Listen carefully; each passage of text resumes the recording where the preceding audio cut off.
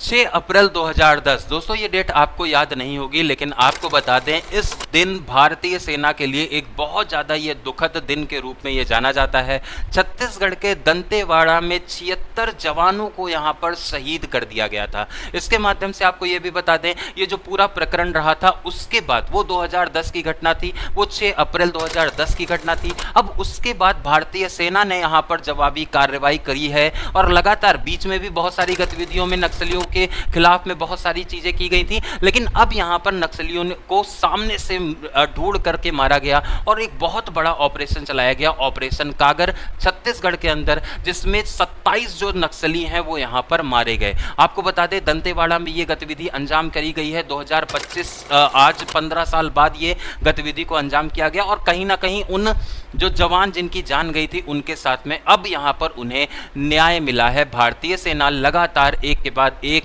चाहे वो बॉर्डर के बाहर हो चाहे वो बॉर्डर के अंदर हो, नए नए कीर्तिमान जो है वो रच रही है। वो कीर्तिमान अब यहां पर देखने को मिला फिर से नक्सलियों के खिलाफ में जो ये गतिविधि हुई वो कहीं ना कहीं जो कि लगातार एक के बाद एक भारतीय सेना को नुकसान पहुंचाने की कोशिश करते थे, जंगलों में रहते थे, चोरी से आते थे, धोखे से भारतीय सेना के 76 जवानों को उन्होंने एक तरह से शहीद कर दिया था, मार दिया था, धोखे से उनके पीछे हमला करके उनको एक तरह से नुकसान पहुंचाया। उसके बाद में अब उसका जवाब यहां पर सामने से बिल्कुल एकदम सीने पर चढ़ करके यहां पर भारतीय सेना ने जवाबी कार्रवाई की और अब 27 नक्सलियों को एक साथ में यहां पर मारा गया। प्रमुख बात यह है कि इसमें एक नाम है बसव राजू। बसव राजू ये वो नक्सली हेड है जो कि इस पूरी की पूरी गतिविधि 2 बार घटनाएं हुई हैं, चाहे वो हम लोग बात करें गढ़चिरौली की घटना महाराष्ट्र की, वहां पर जो सेना पर हमला हुआ था उसमें भी यही नाम था बसव राजू, और इसके बाद में जो 76 जवान मारे गए छत्तीसगढ़ के दंतेवाड़ा में उसके पीछे भी यही नाम था बसव राजू, उसकी यहाँ पर हत्या कर दी गई है। एक ये कहीं ना कहीं भारतीय सेना की सफलता है और नक्सली गतिविधियों को लगाम लगाने का ये एक पहला कदम भी माना जा रहा है, क्योंकि इसके बाद में कोई ऐसा प्रमुख नहीं जो कि इन सारी बॉडीज, इन सारी जो एक तरह से मैकेनिज्म है उसको वो हैंडल कर पाए। बसव राजू की बात बता दें आप, ये वारंगल का एक इंजीनियर, जी हाँ दोस्तों ये एक इंजीनियर रहा था जिसने गलत तरीके से दहशत के मार्ग को चुना था और अब उसका अंजाम भी वैसा ही कुछ हुआ है, कहीं मिट्टी के राख में ये पड़ा हुआ दिखाई पड़ रहा है। इसके पीछे जो ऑपरेशन चलाया गया है वो कागर ऑपरेशन था और बसव राजू के पीछे पता है कितना इनाम था? 1.5 करोड़ रुपए का इनाम था।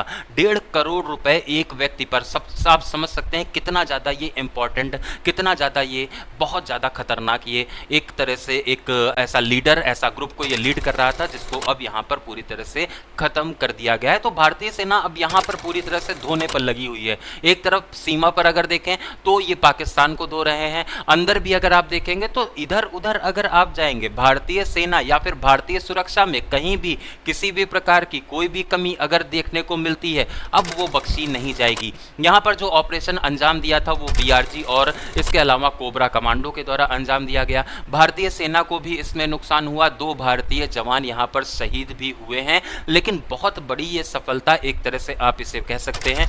बसव राजू का ये हत्या जो है वो कहीं ना कहीं गतिविधियों पर, ये आतंकवादी गतिविधियों पर बहुत ज़्यादा लगाम लगाने वाली हैं, ये आप ध्यान में रखेंगे। महाराष्ट्र में भी ये जो लगातार, पहले देखिए जो नक्सली थे ना, इन्हें कहा जाता था कि ये अपने हक की लड़ाई लड़ रहे हैं, अपनी भूमि के लिए ये लड़ रहे हैं, लेकिन अब ये जो चीज़ें हैं कहीं ना कहीं गलत सिद्ध हो रही हैं, क्योंकि ये गाँवों पर लोगों पर अत्याचार करते हुए दिखाई पड़ते थे, ये कहीं ना कहीं चोरी डकैती में इन्वॉल्व रहते थे, कहीं ना कहीं ये स्कूलों को पूरी तरह से ध्वस्त करने, आम जनमानस को ये बहुत ज़्यादा परेशान करने का काम करते थे, अपने एरिया में अपने डकैती, अपने प्रभाव को ये जारी रखने के लिए लोगों पर अन्याय का रास्ता ये चुनते थे, मासूमों की हत्या करते थे, इंफ्रास्ट्रक्चर के साथ में खिलवाड़ करते थे, सरकारी जो कामकाज है उसमें ये बाधा भी लाते थे। अब वो बाधा पूरी तरह से ऑपरेशन कागर के माध्यम से, जिसे ऑपरेशन ब्लैक फॉरेस्ट भी कहा जा रहा है, उसके माध्यम से इसको पूरी तरह से समाप्त करने की घोषणा यहाँ पर कर दी गई है भारतीय सेना के द्वारा, जहाँ पर बसव राजू को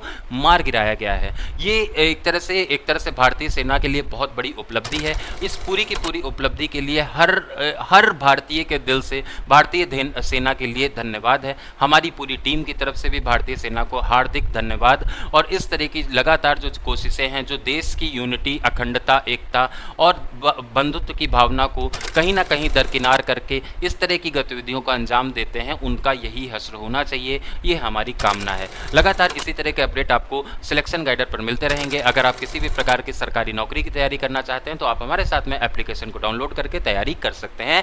आज के इस वीडियो में वर्तमान के लिए इतना ही। नमस्कार।